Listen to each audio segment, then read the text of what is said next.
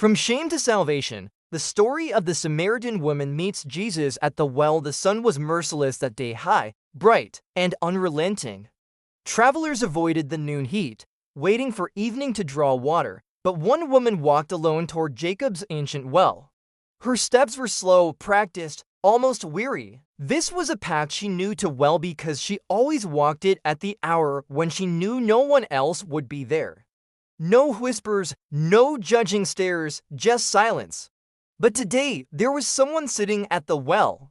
A Jewish man, dust on his feet, calm in his eyes. He looked up as she approached, not with the disdain she expected, but with something she hadn't seen in a long time: gentleness. "Will you give me a drink?" he asked. The woman froze. Him talking to her? "You're a Jew," she said, startled. "And I'm a Samaritan woman. How can you ask me for a drink?" He smiled, not at her question, but as if he could see right through the walls she'd carefully built. "If you knew who was asking," he said softly, "you would ask me. And I would give you living water, living water." She glanced at the well, then back at him. Was he mocking her? "He had no bucket, no rope, nothing, sir. This well is deep," she said slowly.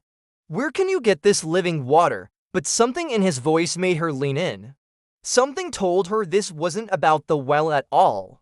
"Everyone who drinks this water will be thirsty again," he said, placing his hand on the stone rim. "But whoever drinks the water I give will never thirst. It will become a spring inside them, overflowing with life, never thirst again." Her heart clenched at the thought. The thirst she carried wasn't on her lips. It was in her soul. "Sir, give me this water," she whispered. Then he said the words she didn't expect. "Go, call your husband." Her chest tightened. I don't have a husband." His eyes held her steady, knowing, "You're right. You have had 5 husbands, and the man you're with now is not your husband." The air around her felt suddenly thin. How did he know? Who told him? No one here spoke to her, not kindly. Anyway, he should have looked disgusted. He didn't. He spoke truth without a trace of contempt. He named her past without condemning her. It felt like standing in sunlight, warm, honest, inescapable. "Sir, I see you are a prophet," she said, trying to change the subject. "Our ancestors worshipped on this mountain, but you Jews say we must worship in Jerusalem."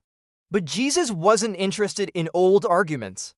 "The time is coming," he said, "when true worshippers will worship the Father in spirit and in truth." Spirit and truth. No walls, no labels, no shame. The woman's voice softened.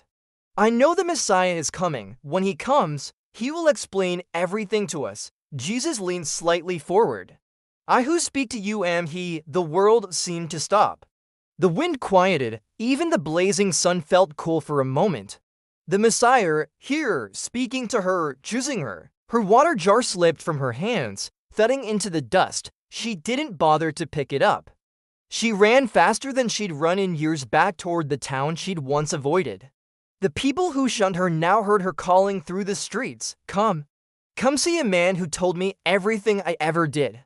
Could he be the Messiah? Her shame had transformed into a message. Her story, once a wound, became a witness. And the well behind her stood quiet again. But her soul, for the first time in years, was overflowing.